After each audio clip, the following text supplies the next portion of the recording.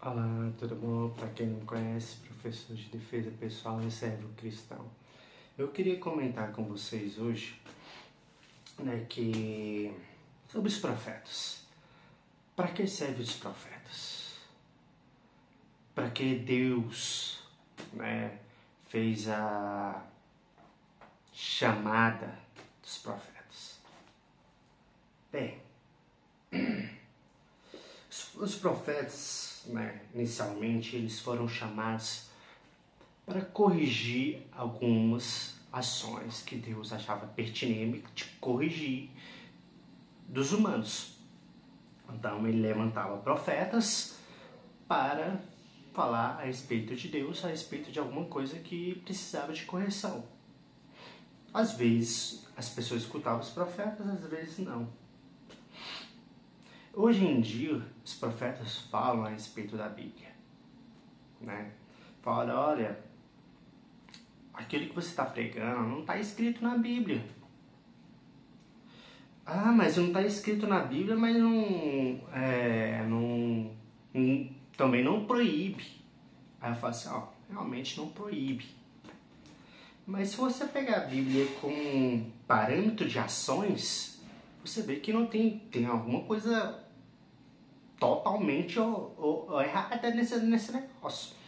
Porque a Bíblia diz ações que devemos fazer, na verdade, devemos fazer, e qual direções devemos ir, E assim, mas a gente pode andar do jeito que a gente quiser? Pode. A Bíblia fala que mas você tem um peso para isso. Vamos lá entender um pouco mais esse peso. Se a gente pode andar do jeito que a gente quiser, qual é o peso? Lá em Lucas 16, capítulo 16, versículo 19 ao 31. A palavra do rico e do Lázaro. Existiam duas pessoas. Existia o rico. Vou ler o primeiro aqui, 19. Ora, havia um homem rico e vestia-se de purpura e de linho finíssimo, e vivia todos os dias regaladas, esplendidamente perfeitas. Havia também um certo mendigo, chamado Lázaro, que jazia cheio de chagas, e portava daqueles, desejava alimentar-se, migalhas que caíam na mesa do rico, e os próprios cães o vinham lambir as chagas. E aconteceu que o mendigo morreu e foi levado aos anjos para o seio de Abraão. Morreu também o rico e foi sepultado no Hades. Ergueu os olhos e atormentados, viu de longe Abraão e Lázaro no anseio. E chamou e disse: Abraão, meu pai, tenha misericórdia de mim. Manda de Lázaro que molhe a água à ponta do seu dedo e refresque a minha língua, porque eu estou em tormenta nessas chamas. O rico falando que estava em tormenta. Aí o que acontece? O que Abraão disse? Filho, lembre-se de que recebeste os bens em tua vida. Recebeu o melhor da vida. E Lázaro somente males. E agora esse está consolado e tu na tormenta. Então o que significa? Aí na frente fala o seguinte, olha. Aí ele fala assim, e ainda mais, além disso está posto um grande abismo entre nós e vós, de sorte que quem quiser passar daqui para vós não poderia, e nem tampouco de lá passar para cá,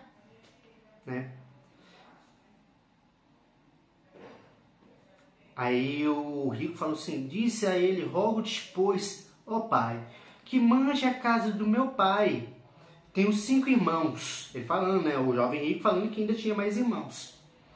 A fim de que não venham estar nesse lugar de tormento quando eles morressem, Quando chegasse a hora, para eles não passarem.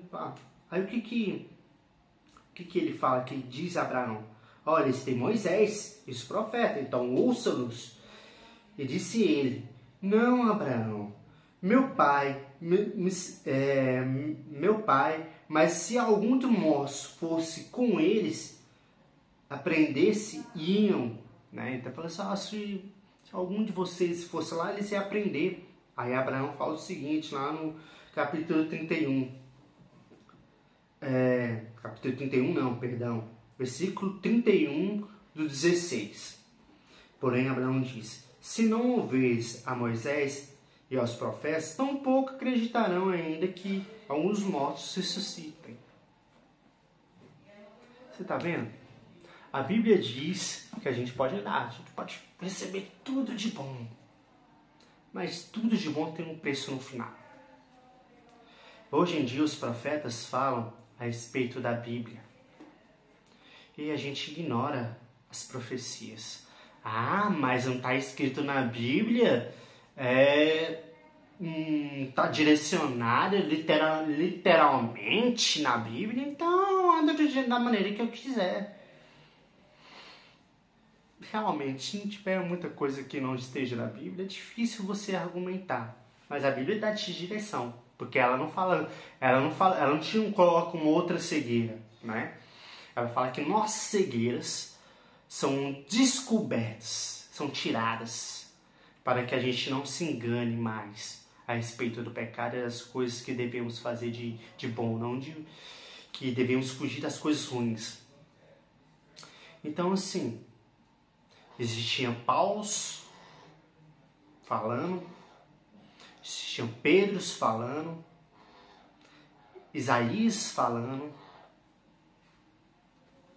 existia Samuel falando, Elias falando.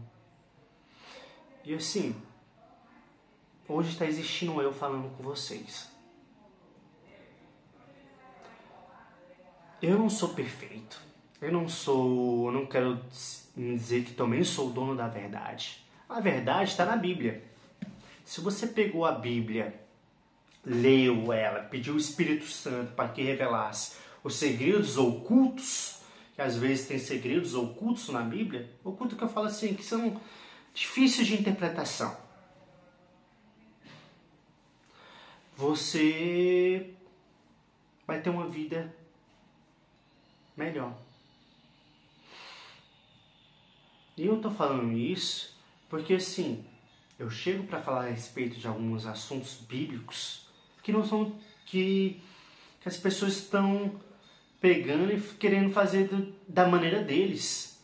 Aí quando você vai falar a respeito de determinado versículo e mostrar que aquele versículo ele tá tomando uma proporção diferente daquilo que a presença de Deus deveria proporcionar, ela diz que você está seguindo um caminho, deixa sua religião, que ele vai seguir a religião dele e você vai seguir a sua.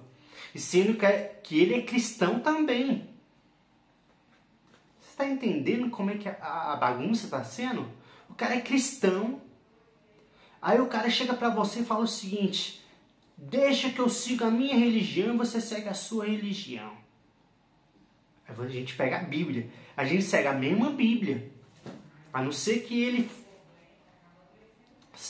seguir, sei lá, um budismo, um islamismo, ou alguma outra coisa. A Bíblia vai ser diferente mesmo. Mas se ele for cristão genuíno, a Bíblia vai ser a mesma. A mesma Bíblia judaica, né, vai ser a mesma, assim, vamos dizer, né? Eu falo assim, porque muitas das vezes a gente pega assim, a gente nem sabe. Acho que já falei isso em outro vídeo. A Bíblia judaica com a Bíblia cristã evangélica, a Bíblia judaica ela é mais direta nos assuntos. Ela é mais assertiva.